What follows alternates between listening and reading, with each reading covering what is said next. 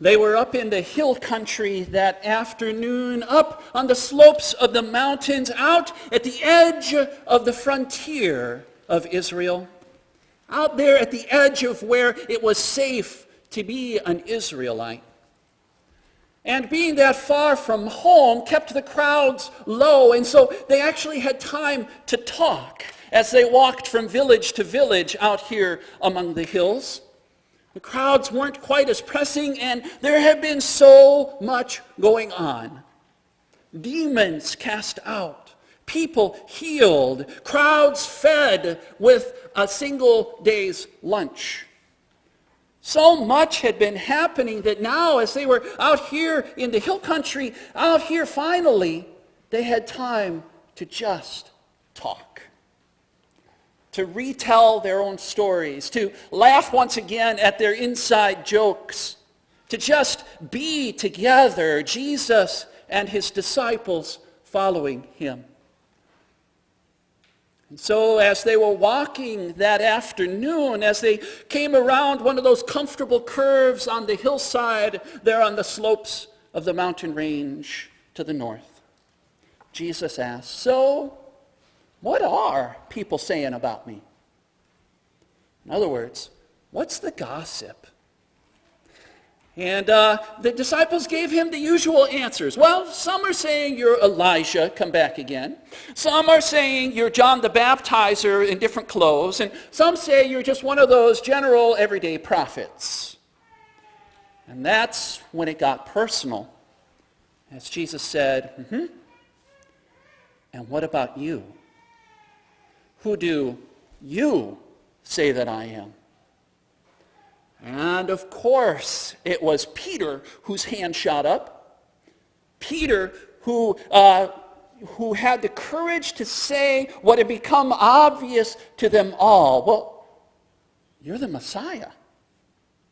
That unspoken hope that they had devoted their lives to, bet their whole lives on this truth. And they had never before had the courage to say it.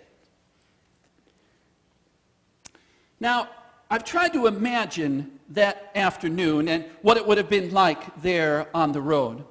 As they're walking from village to village, we had Jesus sort of leading the way, and around him, all of the disciples there. And we can picture them as they're talking, and as I've imagined this, sort of as Jesus leads them into this much more serious conversation, I can imagine the glances that the disciples would have been handing to each other and passing back and forth. So what do people say about me? General gossip and stuff like that. And then it turns that personal, right? He turns that corner and makes it real and makes it personal. And who do you say that I am? And I've tried to imagine Peter as the only Peter could, the one who was willing to say the things that others were thinking but maybe didn't have the courage to. And Peter says that unspeakable hope. And I tried to imagine what those other disciples would have been doing. This is the first time anybody has said it out loud. First time any of them have had the courage to say what it is they'd staked their lives on. And I imagine them leaning in. Can you imagine that too? Imagine them leaning, listening. What is it Jesus is going to say? How is Jesus going to respond? Because is he going to laugh it off? Oh, Peter, come on. Is he going to deny it? No, you've got it flat wrong. Is he going to claim it and finally say, yes, we're going to go kick out that Roman army and we're going to set things right? What is it that Jesus is going to say? And so I imagine them leaning, listening so carefully. And all Jesus says is, don't tell anybody. Don't tell anybody. He doesn't say no. He just says, don't tell anybody.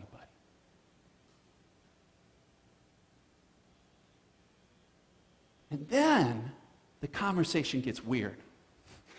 Then Jesus starts saying this crazy stuff. He says, listen, this is how it has to be. It is absolutely necessary that I am going to be betrayed. I'm going to have to suffer. And it is absolutely necessary that I be rejected by all the people that you trust. And I have to die. And 3 days later, I have to rise again. Now, it's not hard to understand Peter in the midst of this conversation, right? Because Peter knows the Bible. Peter has loved and served God his whole life. He knows how God works, and surely God would not work that way. To be Messiah is to be the chosen one. That's what the word means. To be God's chosen special one, the anointed one. Surely God would not work that way. And so Jesus, bless him, has started spouting some nonsense. And Peter's going to spare him some embarrassment. Because surely God doesn't work this way. And Peter takes him along and pulls him aside. He's just going to make sure, just you and me, Jesus, and going to argue this plain sense of Scripture, what the Bible really says. And Jesus, this can't possibly be right. Let me just spare you some shame. Well, you heard in our reading how well that went. As Jesus turned away from him and said, "Get back behind me, Satan. You've been setting your mind on human stuff, not on God's stuff. You've been setting your mind and thinking in human terms, not in God's terms." Now that term, Satan, that name, in the Bible is the name for the enemy of God, and also the tempter, the one who offers a shortcut to God's plan. And I believe that's the reason Jesus called him that, because it really was tempting. And it was a temptation Peter was offering. Jesus knew he was on the way to the cross.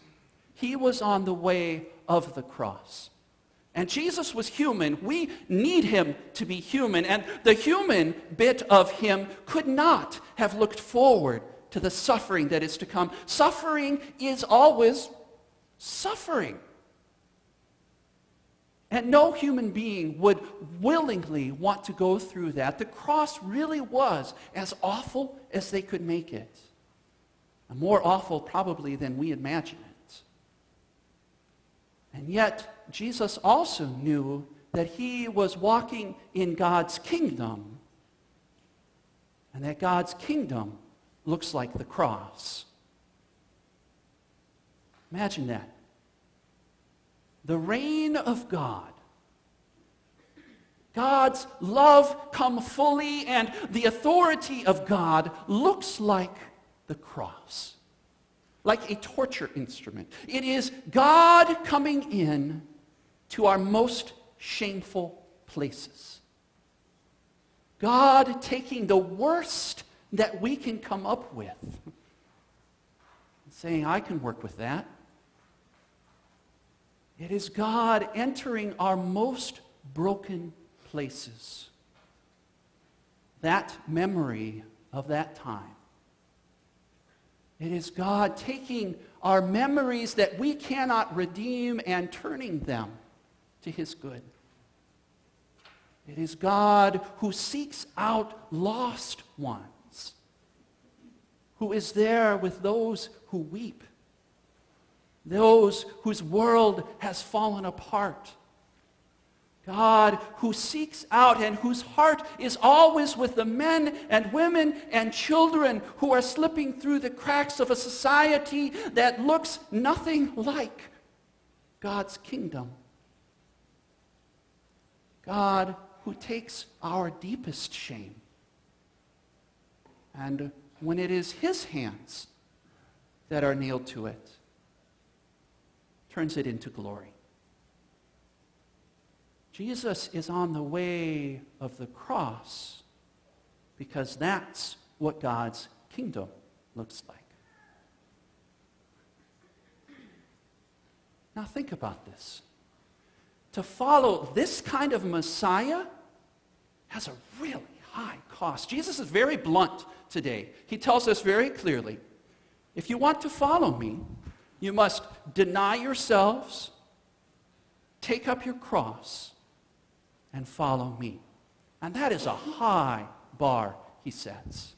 Deny yourselves. Put Jesus and his way and his values above our own wants, desires, and needs. Put Jesus first in all things, above our own comfort and what it is that we would seek out for ourselves. Put Jesus first and not ourselves.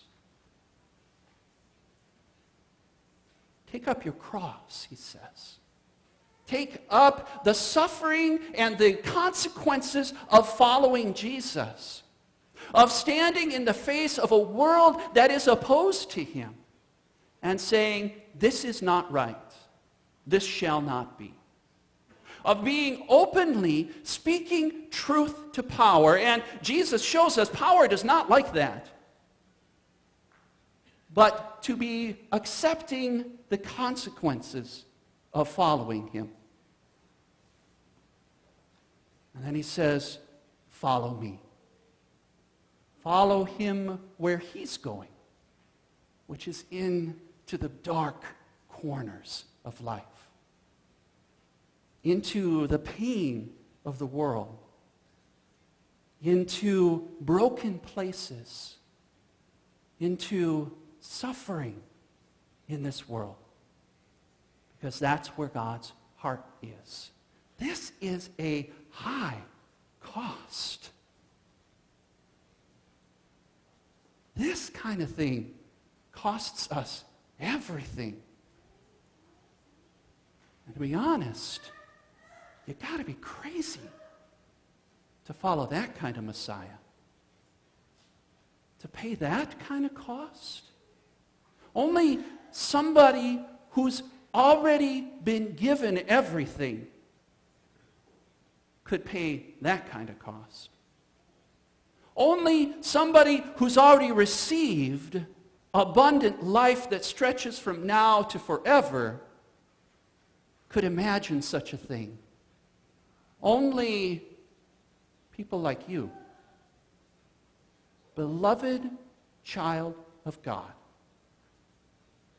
heirs to the kingdom, for whom heaven has been opened wide, who's had that taste of an abundant life that nobody else can offer. Only somebody like you,